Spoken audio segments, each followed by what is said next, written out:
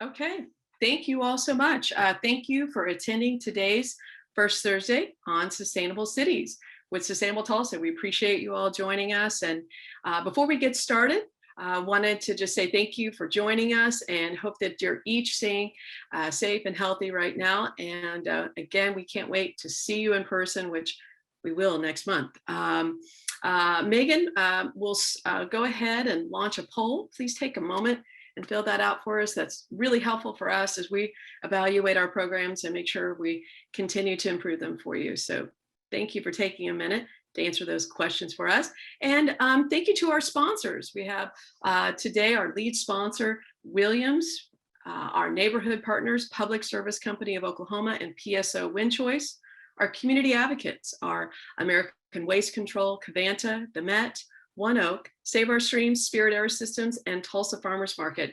Thank you to all of our sponsors. That's why we're able to bring this program to you. So please give them a round of applause and show your appreciation. I also want to thank my board members for their leadership, especially over the last couple of years. As you know, it's been a little more challenging for most. And I just want to thank those that have had the chance to join us today. I see Connor Carroll, Nadia Kirilova, Aaron Larder, Wayne Isaacs, Rick Katarsky, and James Williams. So send them a note of thanks or say hello if you know them there. And also want to thank my team, another amazing team that's been working so hard to help bring sustainability to you. Megan Hurley, who is on the controls today. She is our marketing and events manager. Teresa Kerrigan is our scorecard manager. Jill Maud, office specialist, and Eric Gavula is our individual scorecard coordinator.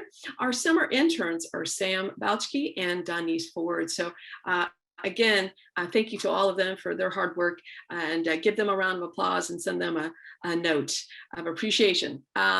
Before we continue on with the program, I want to say, becoming a supporter of Sustainable Tulsa is easier than ever. For $25, you can put your name added to our growing list of change makers in our community. Right there in the chat, we'll share a link. So any support helps to move us forward with our goals to help individuals and businesses across our state on sustainability measures. And one of the programs we have coming up, I'm very excited about it, is our next program is our B2B Case for Sustainability series. It'll be upcoming talk on ESG materiality, and that will be held online Thursday, August 26th from 8 to 10. And the panel will feature Margie Flynn with ERM, and Carto with Adamante Energy, and Jennifer Holt with Deloitte. And also you'll see Mike Teague will be our moderator for that. That link is being dropped in the chat window right now. And so you can go ahead and even get signed up today for that. And I want to give a big shout out to Nadia Kirilov because she has been helping to coordinate that panel. So thank you, Nadia, for all your support. It's going to be an incredible panel. If ESGs is something you're trying to understand or you want to know a little bit more, it's a great program. So please join us for our ESG panel. Our next First Thursday will be our first in-person program for First Thursday since March, a year or two ago. And it will be September 2nd from 6:30 to 7:30 at Gathering Place here in Tulsa, Oklahoma. Our guest speaker will be the Gathering Place Director of Horticulture, Stacy Martin. And the event will be outside. So pack a picnic basket or bring your family. And more details will be found on our website. And that link is getting added to the chat right now. So if you're wanting to come over and see this park for the first time, you've heard about it, it's beautiful, come and see us and join us for First Thursday. Or if you're just eager to see folks, we are looking forward to seeing you. So we've got that going on in September, that's September 2nd. And then our 4th annual Recharge fundraiser is coming up. And this program, or this event, helps to sponsor all of our programs. The event is an evening together from anywhere. It will be online with a special keynote speaker, world-renowned photographer for National Geographic and photo art founder, Joel Sartori. So we'll even have in our silent auction a couple of his signed books. So tickets and sponsorship are open and now, and our silent auction will be up on September 13th. So that link is being put in the chat now. So join us for Recharge. It's a great evening of sustainability. So also, Sustainable Tulsa has launched a Facebook group in January. We launched that this year, and it's helping to connect our community around sustainability and with like-minded folks. So join the face group, ask your questions, share what you know with those that are eager to continue to improve on their sustainability practices. So I think Sam will put that in the chat for us now. And now I'm going to turn over to Megan. She's going to introduce our digital booths. Megan? Thank you, Corey. Well, first up, we have Williams, and Williams is our lead sponsor for First Thursday. Thank you so much, Williams. Since Williams was founded in 1908, much has changed. The growth of cities, rise of technologies, our transformation from a family-owned business to America's clean energy partner, supplying natural gas for cooking, heating, and powering 76 million homes. And while so much has changed, some things should remain the same, like keeping promises, exceeding safety standards, doing the right thing, and protecting the environment. Williams, we awesome. Make That's clean a great energy commercial happen. from Williams. Up next, we have PSO, AP PSO. Again, we're still right in the middle of summer, so don't forget about your residential AC tune-ups. Those will be ending very soon, so make sure you sign up with Power Forward with PSO.com and get your checkup, because it is going to help your HVAC units run more efficiently. Next, we have PSO Wind Choice. If you weren't aware, they just added, I believe, a 9th wind farm on this year here in Oklahoma, so providing Oklahoma jobs and renewable energy. PSO Wind Choice, if you'd like to participate, go to PSO Oklahoma or PSO Oklahoma.com/wind choice. Also, we have American Waste Control. If you would like more information about what wonderful work American Waste Control does, or find out about Mr. Murph locations around town, visit AmericanWasteControl.com, or you can email Amanda Curtis at amanda@awcok.com. And next we have Allie with the Met to give us some new fun information about what's going on over there. Hi, everyone. I just wanted to let you guys know that our Coweta location is being relocated. So we're hoping to open the new location mid-August. So we're pretty excited about that. And we'll get you guys more information. It'll be up on our website when we have the new address and everything is open. And then I would also like to talk about our America Recycle Days Hero.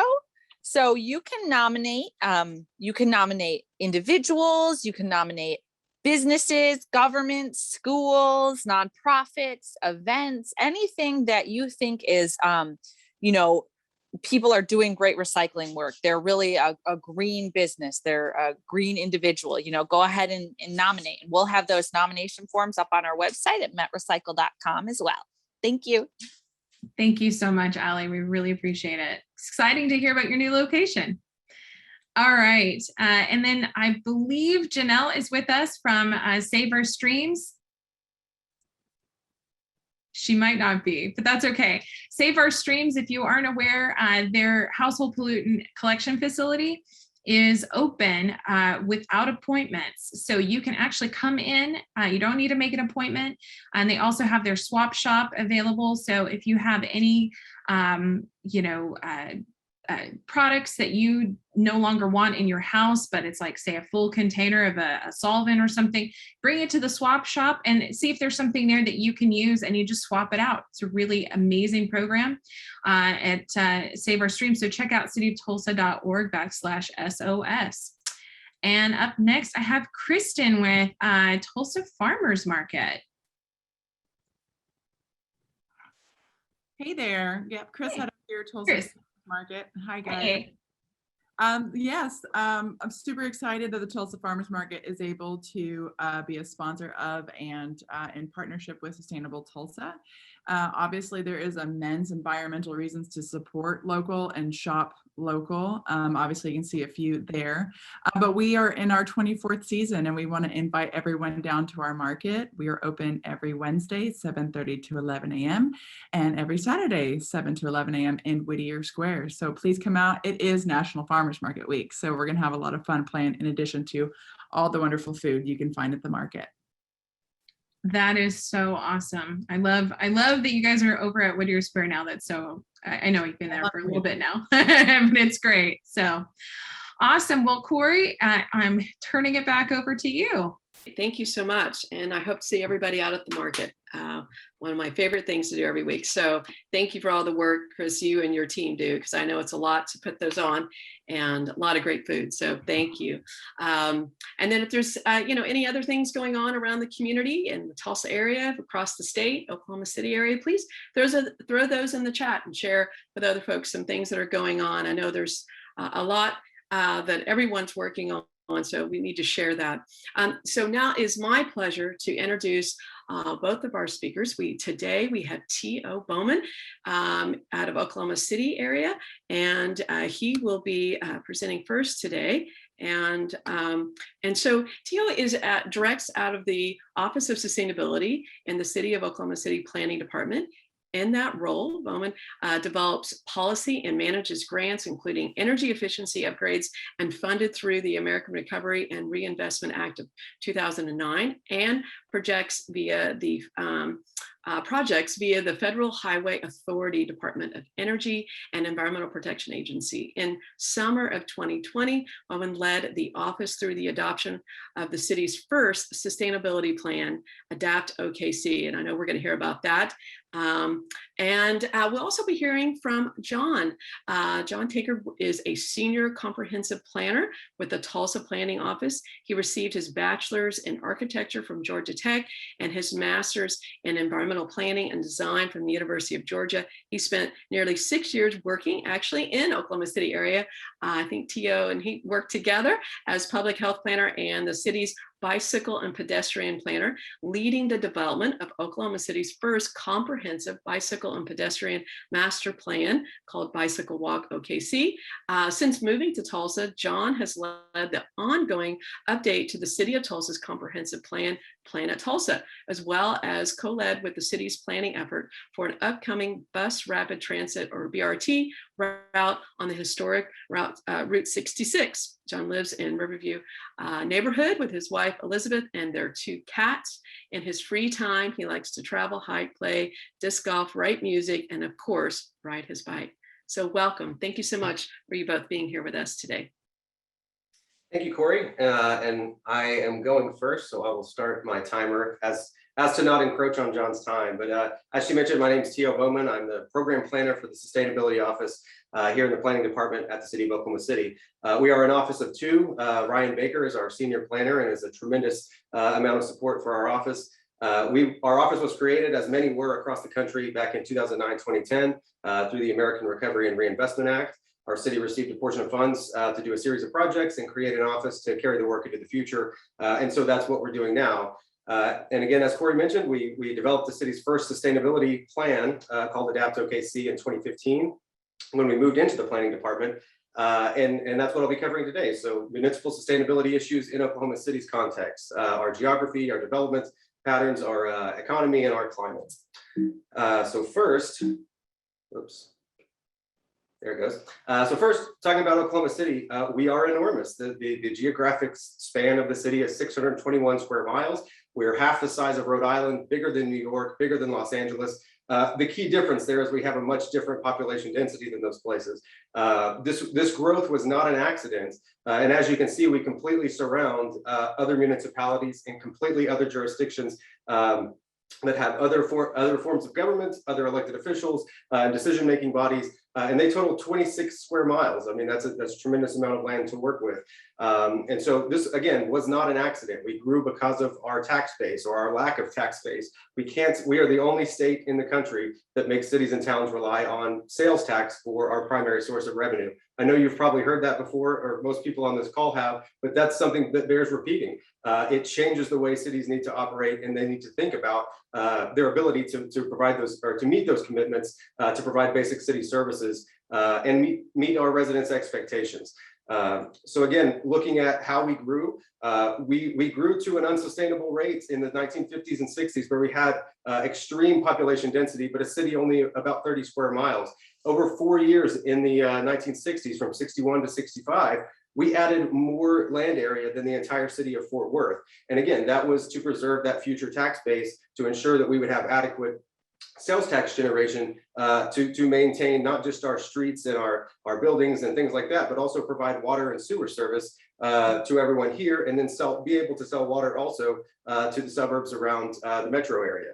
So if you look at these maps, you can see, again, being a giant city and a relatively young city, we have pipelines in the ground for most of the city, but around these edges for water and for sewer, there are areas where it's just very expensive to build physical infrastructure in the ground out there. And so that's something that we've had to pay attention to. And in 2015, the city adopted the first new comprehensive plan since 1977 to look a lot closer at these issues and to look at things like fire service response times, to be sure that the rate at which we're growing and the expected growth that we anticipate in the future, that we can accommodate that in an efficient way and in a way that allows us to maximize those dollars that are coming in from sales tax generation. So the element within Plan OKC that focuses on environmental impacts of development is Green OKC. And it introduced a lot of concepts that we wanted to take one step further. We kind of wanted to broaden the scope of research with Adapt OKC, and we wanted to get a little bit more granular with some of those concepts that were introduced. So we called this Adapt OKC deliberately, right? We know it's a sustainability plan, or that's what we're calling it. But adapting is different than just sustaining. We want our future generations to be able to thrive and not just exist. So again, we want to have a dynamic process of improvement that includes measuring things and monitoring things and knowing where we are in order to know where we want to go. And one symptom that we've identified within the plan. Oh, not advancing. There we go. One symptom of the size of the city that we've identified in the plan is a tremendous amount of impervious surfaces. Again, our city kind of grew alongside the advent of the automobile, and we ended up with this large footprint in the form of just asphalt, mostly, and buildings. It's the built environment. And in fact, 4% of our entire area is an impervious surface land use in the form of parking lots. So that's an example of something that we can look at. We can look at the existing conditions and some of the issues that those cause, and then maybe address that with public policy or through a code update. So we want to look at, is it still a good thing to require a parking minimum for certain developments? That's what's led us to have a tremendous amount of large unused parking surfaces that contribute negatively in some ways to our environmental conditions. One of those ways that it contributes is extreme heat and the urban heat island effect. So we have extreme heat already here in Oklahoma City, but having a huge amount of built environment, that also makes that worse. And so those surfaces, their roads, our buildings, our rooftops, those all absorb heat throughout the day and then slowly release that throughout the night. This creates hazardous conditions for vulnerable populations. It creates the perfect conditions for the formation of ground level ozone or smog, if you have a lot of congestion with extreme heat and stagnant air. And so these are things that we know exist. We want to get better at measuring these things and better at monitoring where the hot spots are in our city so that we can have targeted solutions for those things. Maybe not solutions, but at least mitigation efforts. And then another thing that you'll notice as our city developed is some of those natural features, they went away. They were replaced by just the built environment. So your trees that are absorbing stormwater and open green spaces, also absorbing stormwater and recharging their aquifers. When you build a city or when you do any amount of development, you're kind of making a whitewater course when it comes to rainfall. So when that rain starts to fall, it's going to affect the way the boundaries of floodplains, and it's going to affect the way inundation events and that amount of rainfall interact with not just our historic stormwater systems, but with developments around. So it changes the way that not only water moves, but how fast it moves and how dangerous it can be. Another condition of our giant size is we are reliant on single occupancy vehicles. We are reliant on transportation in general. And until we can expand our transit offerings to reach most of these other periphery parts of the city, which may be a very long time, we're recognizing that a lot more of the disproportionate amount of the emissions associated with transportation, as well as these households that are in the red areas, are spending a larger portion of their household income on just getting around and maintaining those cars. So as you can see, it's created some challenges, and in Oklahoma City we do have I think more than 80%, or I know more than 80%, I can't remember the exact number, of our entire commutes are single occupancy vehicles. So addressing that in a variety of ways is something I'll talk about in a few slides. There we go. So again, I feel like I've just inundated you with a bunch of challenges that we've researched, and that kind of was the point of those first few slides. But now I'm going to talk a little bit about some of the climate considerations that we're using in our long-range planning, and some of the impacts that we're already seeing to our operations and to our residents. These are historical data points that you're looking at. This is our just recorded weather observations. And you can see from 1950, those 60 plus years to 2017, we increased in average annual temperature, but at a pretty slow rate. We're at about 0.3 degrees per decade. So a little bit over 2 degrees over that whole swath of time. However, we've worked with the South Central Climate Adaptation Sciences Center, and a big thanks to Emma Custer down there for helping prepare this report. That will be provided in a link to all participants after this, if you're interested in looking at this. But one thing that they've seen in projections, the low end scenario is moving at a faster clip than our historical weather is in terms of increase in average annual temperatures. The high end is 5.2. And just for emphasis, that does not mean the difference between an 80-degree day and an 85-degree day. We're shifting that whole bell curve to where we still have some cold weather, as was evidenced by our February cold snap, but we're going to have a lot more hot weather and a lot more extreme hot weather and a lot more record-breaking weather. Another thing from the report is projecting that by mid-century, we'll see about the same amount of annual rainfall. However, if we have warmer air in the atmosphere, that warmer air can hold more moisture and hold it for longer. And so whenever it does drop it, it is inundation events. It causes flash flooding and more easily overburdens our historic stormwater systems. So that's something we want to be, again, prepared for and be able to mitigate those effects. Lose an ability to use transfer. There we go. So with increased heat, with the urban heat island effect driving up electricity demand, as well as projected increases in temperature and cost recovery mechanisms coming in from those winter storms and from the ice storm back in October, we expect to see increases in not just the price of electricity, but demand for it. As of right now, we have some of the lowest prices in the country across all sectors for electricity. However, as you see from the chart here, the black bar represents the national averages and the blue bars represent Oklahoma City's use per capita. So we are using more per person by and large because things are priced cheaply, and we haven't really embraced energy efficiency here as much as we could and as much as we're going to need to going forward. Another thing that we started tracking in 2017 is we started to notice an uptick in residential electrical permits pulled for solar projects.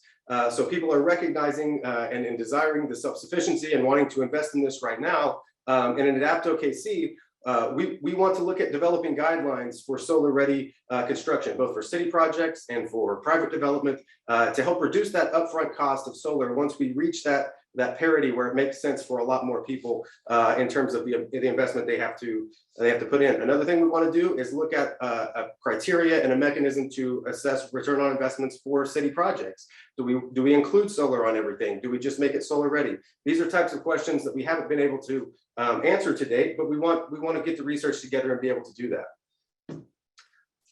One of the projects that was included in our original energy efficiency conservation block grant funds back in 2010 was to adopt the city's first energy conservation code, which we did, and it was IECC 2009, the same energy code we still have today.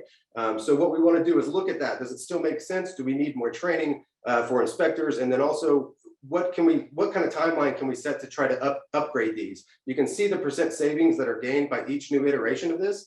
And without updated energy codes, it becomes easier, for example, an out-of-state developer to come in, build cheaply, then rent or lease or sell a building to a property owner or a small business here in Oklahoma, who then has to foot that ongoing utility bill. So that erodes their bottom line and increases their cost of living, just because we didn't build as efficiently as we possibly could have. And that's really focused on new construction. So building all of our new homes more efficiently. For existing homes and existing homeowners, we have one program. Again, this is the last remaining vestiges of our EECBG funds in a revolving loan called Green Home Loan. And it's administered by Community Action Agency of Central Oklahoma. You can borrow up to $15,000, pay it back over 4 years. Right now, it's set at a household income cap of $100,000, but we have an amendment set for council consideration on the 17th of this month to remove that cap and potentially increase the individual loan amounts from 15 to 20,000. So again, solar panels, if the amendment passes, electric vehicle charging equipment could be installed for this. But the bread and butter stuff, insulation, windows, doors, I mean, this is a way to take away that upfront investment and start saving money now so that you can pay that back with your energy savings over time. In Oklahoma City, I mentioned more than 80% of our commutes are by single occupancy vehicle. As our tax structure isn't really changing in the future and our city's not getting smaller, we anticipate people needing to travel or to use transportation, whether it's transit or their own vehicles. That's going to remain a constant need. And so one strategy that we hope to see more adoption of is alternative fuels, taking those commutes and making them low or no emissions. So using CNG or electric vehicles. In fact, our transit agency began investing in alternative fuels in 2016 and plans to replace its entire bus fleet by 2025 with compressed natural gas or electric. Right now, they have 21 natural gas buses, plan to add 8 more in the next few years, and they have one very recently purchased their first electric bus. So that's very exciting. Another aspect of trying to keep our air clean and give people more ways to get around the city is Bike Walk OKC. That was another plan stemming from Plan OKC and was a direct project that John Tankard, our next speaker, worked on while he worked for the city of Oklahoma City. So this plan right now is guiding capital investments in bicycle infrastructure and sidewalks to ensure connections to jobs in transit, retail, and recreation. Another thing our transit agency is doing, we're investing in BRT, bus rapid transit, similarly to the way Tulsa is. We have about 16 miles approved right now between downtown Oklahoma City and Lake Hefner area to connect regional medical centers, our central business district, other commercial hubs. And then we're also part of the Regional Transportation Authority. And this is I think it was established in 2019 with members that include Del City, Edmond, Midwest City, Moore, Norman, and Oklahoma City, again, to develop a plan to maintain, operate, fund all transportation projects in the metro area to kind of help alleviate the burdens of congestion and of our air quality issues associated with commutes. You all are probably familiar with the MAPS program, or at least have heard of our penny sales tax capital investment program. Our second most recent iteration of this, MAPS 3, brought a great success story of green space in an urban center that's going to help us mitigate the urban heat island effect. And it does have rainwater recapture and rain gardens that are installed with educational experiences. So again, it's helping work towards these issues that were identified in Adapt OKC, but it started well before that in terms of the city's investment in this type of project. Another substantial investment from MAPS 3 was sidewalks, and that's just trying to mend those gaps that were created by 50 years of not investing at all into pedestrian infrastructure. MAPS 4, the most recent iteration, is a $978 million set of projects over 8 years, and it includes investments in people. So we're looking more at public health. We're installing additional senior wellness center for the aging portion of our population. And it includes $50 million for homelessness. And that's expected to leverage 8 times, at least 8 times the amount that that the city of Oklahoma City is investing in that, and the people of Oklahoma City, I should say. Another transit piece that was included in MAPS 4 that we're in the planning phases of and excited to see in the future is expansion of the bus rapid transit routes to explore the historically red line portion of our city to the northeast, and then further to the south to connect with Capitol Hill. Thought I had one more. Okay, there we go. So finally, I just want to point everyone's direction to, I made a couple of references to a code update. This is a multi-phase project that the planning department is undertaking to help implement Plan OKC into our development codes, address challenges with the existing regulations, and then respond to feedback from those who are existing users of the codes right now. So if you're in Oklahoma City, get involved, give us a call. And finally, this is downtown Oklahoma City during the Dust Bowl. And it's just a reminder that we have faced environmental and economic crises before and have responded to and recovered from those by recognizing the cause effect of human activities, introducing public policy with private help with that and interventions, and then changing the way we did things. So again, thank you, Corey. This is my information here, and I will let John take over. Thank you so much, Tio. That's so much information, so much great activity going on over there. We have a few questions, of course, we'll be sharing here soon with you about some of your programs, but thank you so much for that update and knowing some of the great things going on across our state. Now we'll turn this back over to John. All right, hi everybody. Corey, is my audio working well? All right. So yeah, I'm John Tankard. I'm a senior comprehensive planner with the Tulsa Planning Office. We are a division of NCOG, but we do the planning function for the city of Tulsa. So my discussion today will be limited to the city limits generally.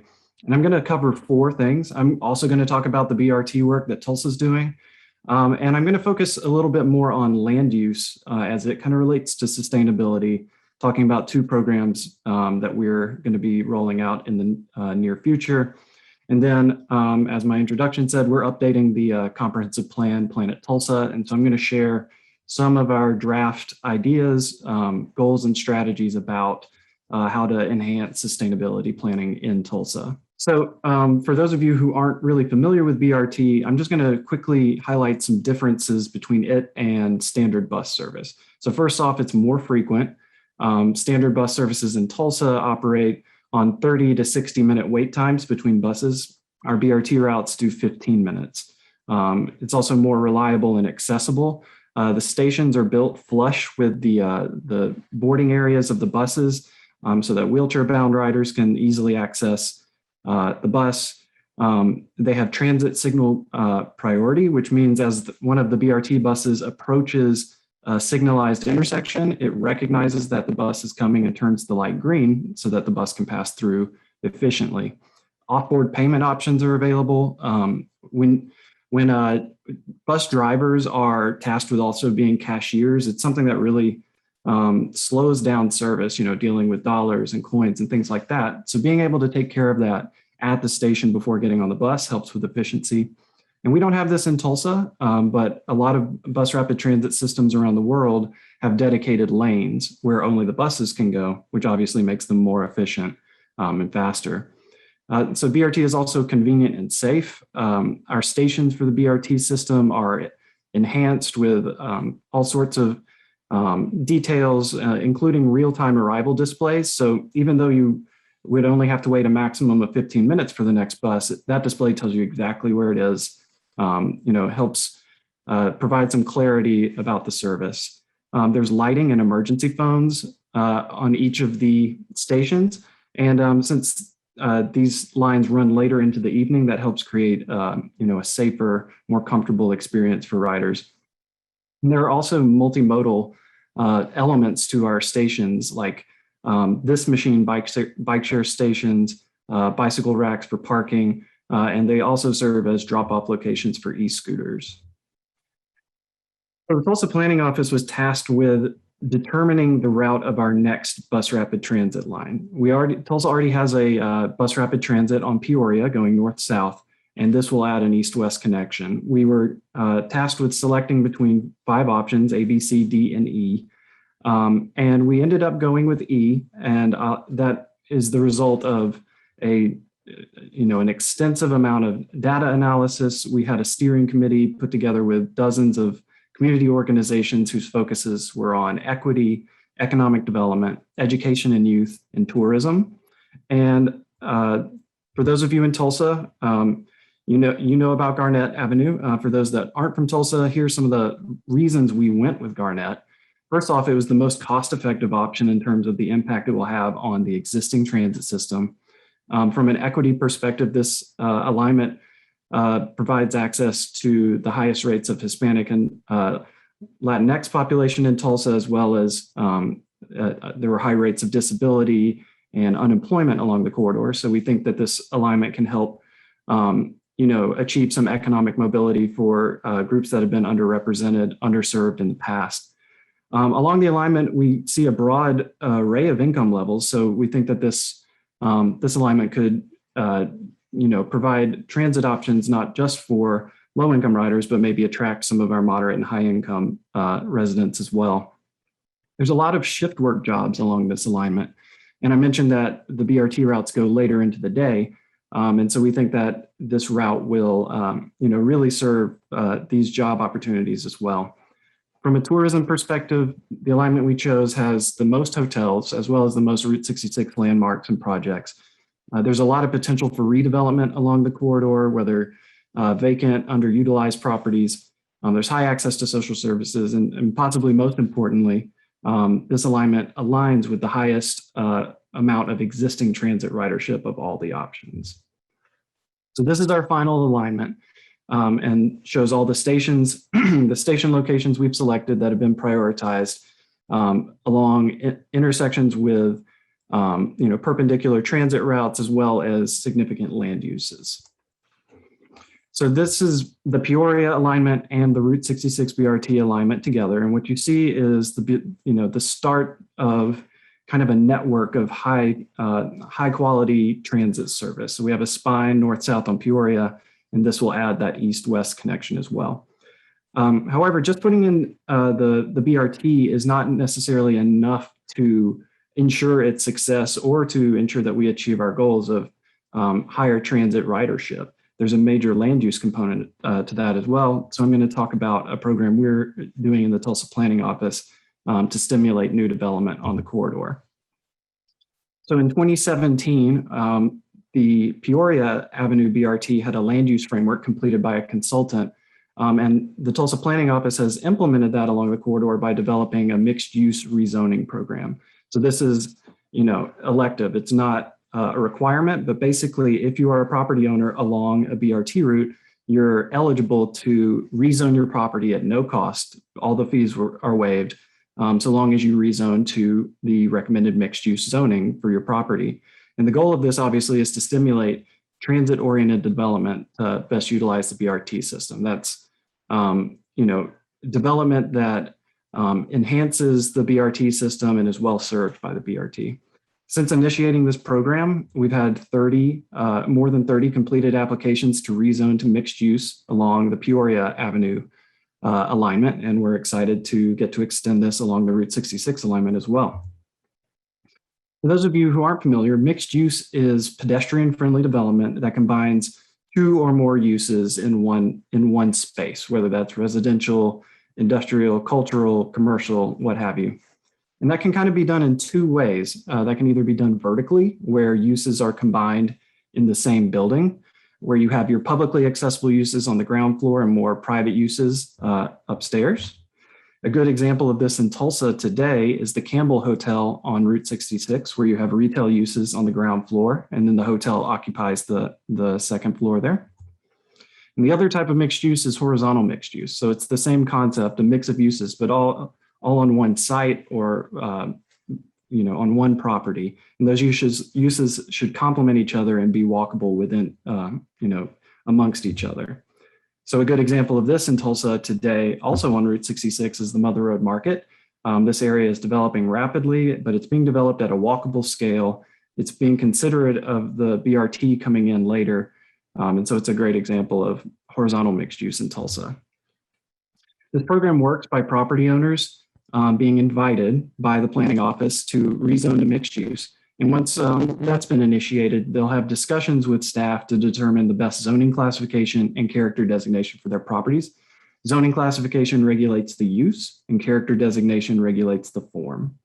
And so how do we make this more worthwhile? We've seen pretty good results so far on Peoria, but we want to make this even more enticing. So we're partnering with the Tulsa Agency on Economic Opportunity to make their dollars from their commercial revitalization revolving loan fund program available.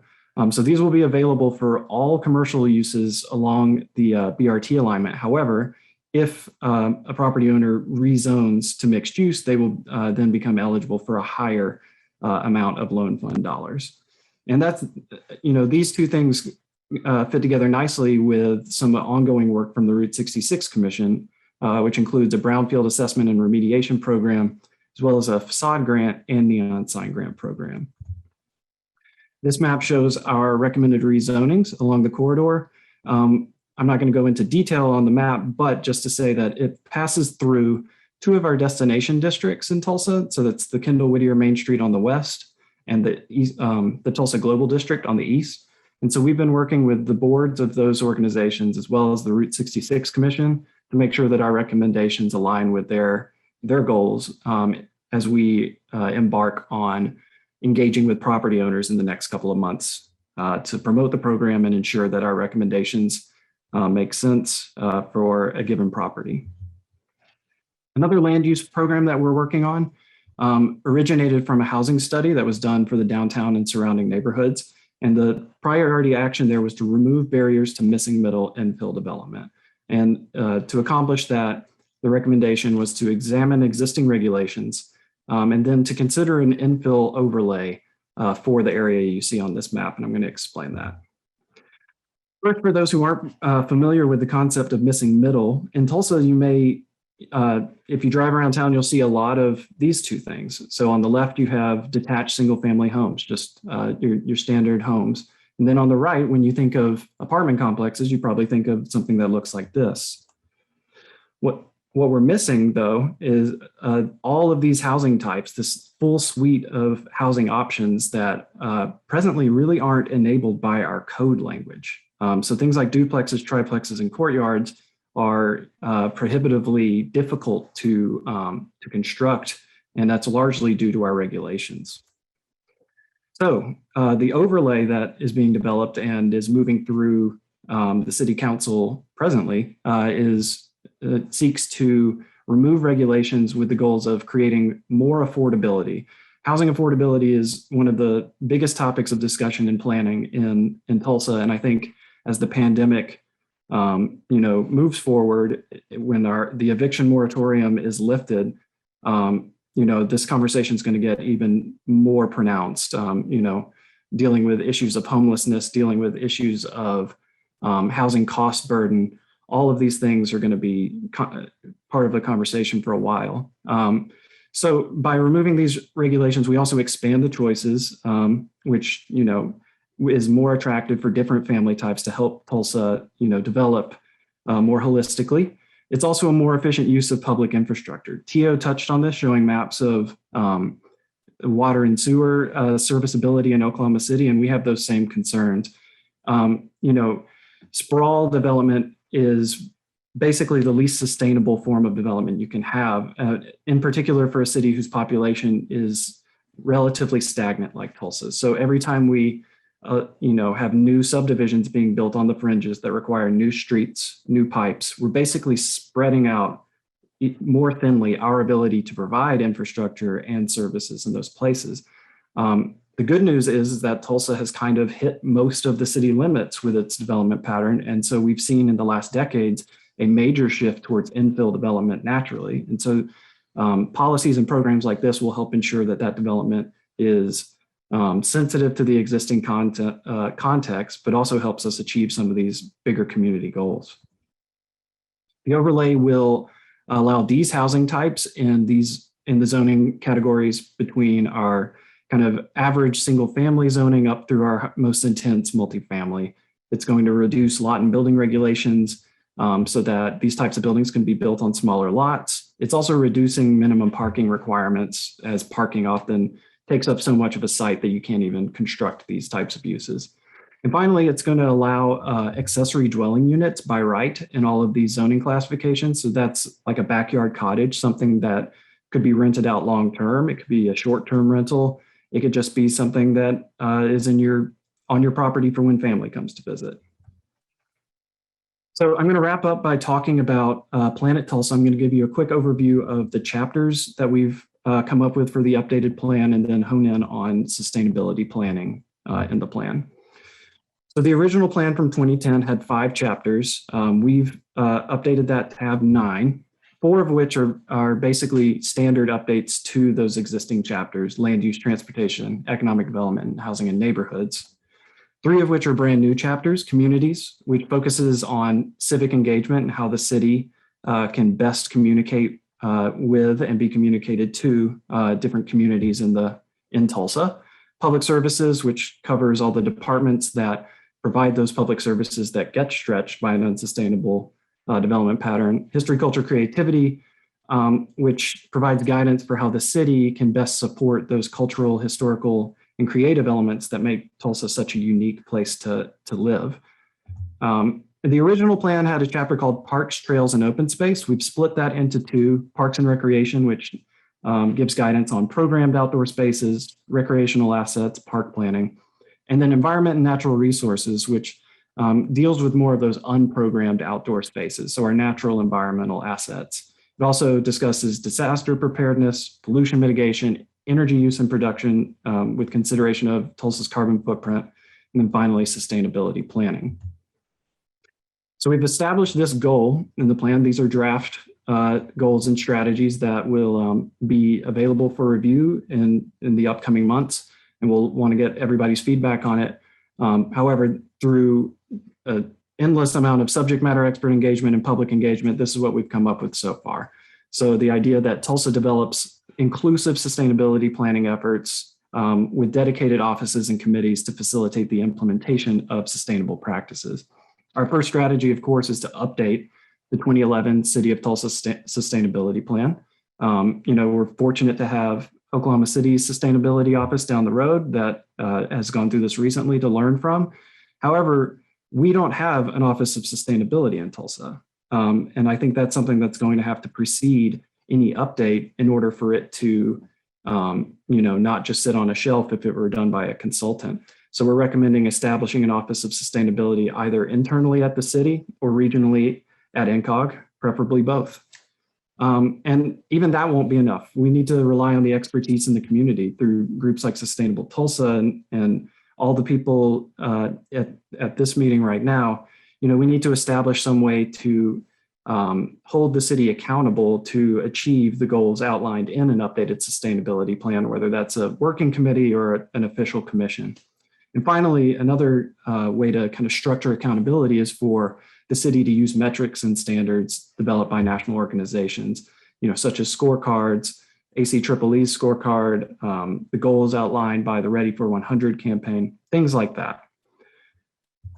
And that's really it. I know there's a lot to cover in 15 minutes, but I appreciate you all having me. Corey and Megan and Dawnese, thank you for reaching out, and happy to take any questions, or if there are questions later, please email me at jtankard@ncog.org. Great. Thank you so much, John. I mean, so much going on in both these major areas of Oklahoma, and just appreciate all the work that you both have personally done and your teams to continue to drive sustainable practices within our planning and zoning efforts. So a lot of exciting things coming up. And so a couple questions have come up through the chat. So I want to make sure we get to those. But as I'm pulling up those questions, for the folks that are not living in the Tulsa area or Oklahoma City area, what would you share, both of you, what would you share with those individuals about how to kind of prepare or to improve their sustainability efforts in their area? What are some good lessons learned to improve that within your community? Sure, I can start there. So I would say, it's an approach we took in Oklahoma City. Again, Oklahoma City is a collection of small towns, as we like to think of it, but it is the things we recommended and the things we've researched and the things that we think are feasible are the practical applications, things grounded in good financial reasoning. But again, that can't be the only measure that you use. And so that's an important starting place to look at things. But again, it's about the context of your community, what's important to you. And at the very bare minimum, it's about measuring and managing things. So, if you're measuring things, you'll be able to develop plans and target things no matter what size you. Great, thank you. John? Yeah, I agree. But also, I as a long range planner do think about it in dollars and cents because the city provides so many services that help to raise the floor of our society to get people to a place where they can live a more sustainable lifestyle. So I think it's important to learn how the urban form of your town, regardless of size, how sustainable that is, and see if there are ways you can tweak little things like a zoning code to enable more sustainable practices. So I would say just look into the rules and see what rules are keeping us from being more sustainable and try to change those. Great, thank you. So one of the questions that came out, when did Tulsa adopt the comp plan? So Planet Tulsa was adopted in 2010, and we started an update in early 2020, right when the pandemic broke. It's an unusual time to update a comprehensive plan, but in a lot of ways, I'm glad that we're getting the experience of having to deal with resiliency on such a fundamental level. So we've been working on that for about 2 years, and we're getting close to having a draft that should be out in mid to late fall. Great, thank you. And again, if you have some questions, drop them in the chat there, either to everyone or send those on to Sam there. And also, one of the things is we hope to Sustainable Tulsa will be over in the Oklahoma City area. So if there's some potential, speaker ideas, please drop those into the chat too. And I'll come back to that in a minute. But one of the other things, Tio, you talked about your green space project there. And what was your, you said it would reduce kind of the heat island effect there, but what were some other goals of that green space? And that's one of the unique things about Oklahoma City. You have so much land, which makes it a challenge, but a great opportunity. So what were your goals there with the green space? Right. So Scissortail Park, I don't even know that I mentioned the name of it when I did the slide, but was the MAPS 3 project. And there's a northern portion and a southern portion, and that just branches over the original slide. The title slide that I had was Scissortail Bridge. Am I saying? I don't know if it's called that. It's the bridge that connects the two. So anyway, the lower park is under construction too. But really what this is kind of a manifestation of this getting people to buy into investing in Oklahoma City and investing particularly in a downtown that not many people visited back in the day. And Bricktown wasn't really an entertainment district. And so again, it has that element of driving commerce, driving those sales tax receipts. And that's definitely a piece of it. But also these are places where community can happen and where programming. We've already had a farmers market that moved to Scissortail Park, and so it's a place where not just events can happen, but people can just have a respite from this built environment that's the people are so accustomed to in urban areas and in downtowns. And so the earliest iterations of maps. The things people talked about being able to lay down in the middle of Main Street at 5 o'clock, after people left, there was no one else down there. So, having residents downtown and having more amenities like this are things that we hope people will get people to want to spend time in our city. So again, having these things that make people comfortable and help mitigate some of those classic Oklahoma things like the wind and the heat and all of those things. This I feel like is a really good investment in that. Great, thank you. And I guess it's Skydance Bridge. Marty shared that in the chat there. Okay, and then another question for you, John. It says there's so many great things going on. Is there a path to bring dedicated bus lanes to improve BRT and make it more viable option compared to driving?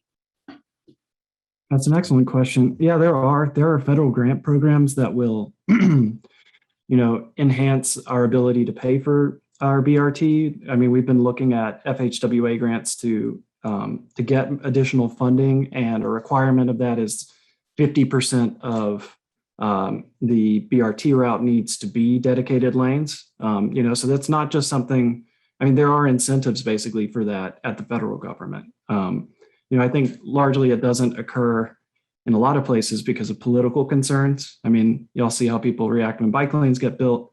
I think it's probably similar to that. So I think it's maybe incremental steps to get people more comfortable with enhanced bus service, and then those types of dedicated alignments are in the future.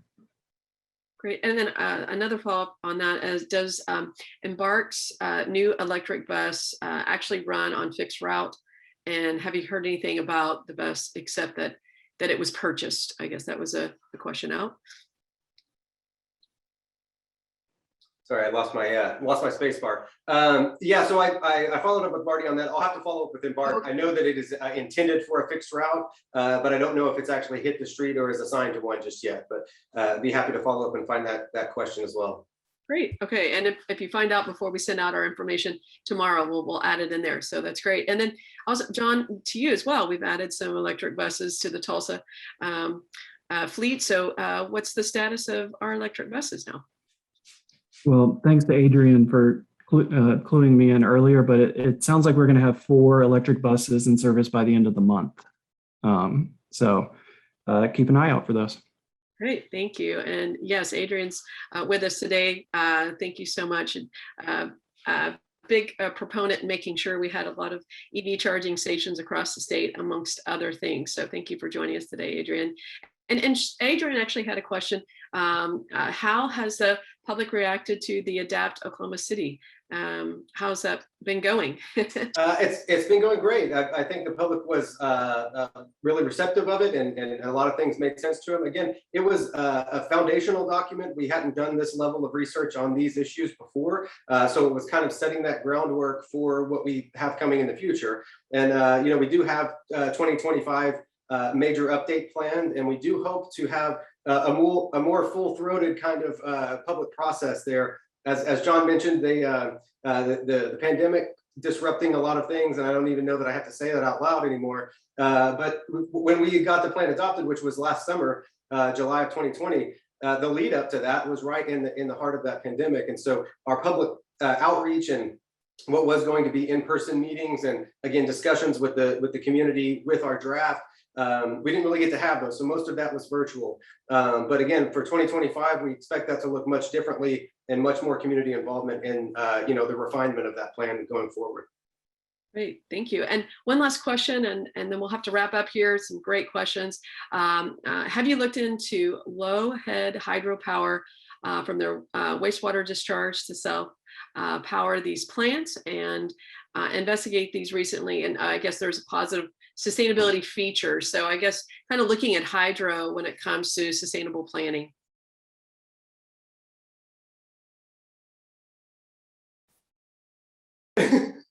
John's giving me the look. I think Tulsa actually has more hydropower than Oklahoma City does in terms of proximity. But it's not something that I'm familiar with in terms of operationally. But happy to look at it and get it in the hands of the right people at the city. But Thank you for the question. Okay, very good. John, any comment there? No, I really don't. I know the Keystone Dam is a complicated member of our region. Hydroelectric power is one aspect of that for sure. Very good. Well, thank you both so much. And if folks have other questions, drop in the chat before we close the program down here. And we'll try to get those out to both Tio and John, but let's give them a virtual and actual round of applause if you can. So great. Thank you so much for, again, the passion of which you approach the work that you do and sharing that with us today, and all the great progress. We're definitely looking forward to learning more about the Tulsa Sustainability Plan and watching how how things are going over there in the Oklahoma City area. And as I mentioned, Sustainable Tulsa, we're going to be testing out some of our programs for Thursday, our B2B Case for Sustainability series. coming up next year in 2022. So if you have some suggestions on speakers and suggestions on bringing together some of your experts in the Oklahoma City area, we'd love to hear from you, and throw those in the chat, or you can email me, Corey, Corey at sustainabletulsainc.org. Love to hear from you and learn more about some of the great things going on over there in the Oklahoma City area and across our state. So, please reach out if you have some great ideas there. We'd love to hear from you. And okay, and I think Megan, I think we're kind of here at the end, aren't we? It seems like it happened so fast, but I want to thank also again John and Tio for sharing with us today. It looks like Megan put one last poll on there for you. So take a moment, if you will, and she'll be sending out an email tomorrow with today's recording, as well as any links and resources discussed during today's event. So thank you for all those great links in there. We'll be answering while you're answering the poll questions, I wanted to let you know that our August Sustainability Challenge is to choose alternative transportation in August. So tomorrow's email will also include links to reading resources and ways that you can stay engaged on the topic, and also, connect with our Facebook group. Lots of great ideas there. Megan will put that link, the Facebook group, in the chat again. It's a great way to connect on all these ideas and the challenges that we share. Again, thank you to our sponsors, lead sponsor Williams, our neighborhood partners, PSO and PSO WinChoice, our community advocates, American Waste Control, Covanta, the Met, One Oak, Save Our Streams, Spirit Air Systems, and Tulsa Farmers Market. Again, we look forward to seeing you in person for the first time in over a year at our next First Thursday. September 2nd, we'll be at the Gathering Place that evening. So please join us and look out for more information on that. So I thank you again for joining us for First Thursday with Sustainable Tulsa.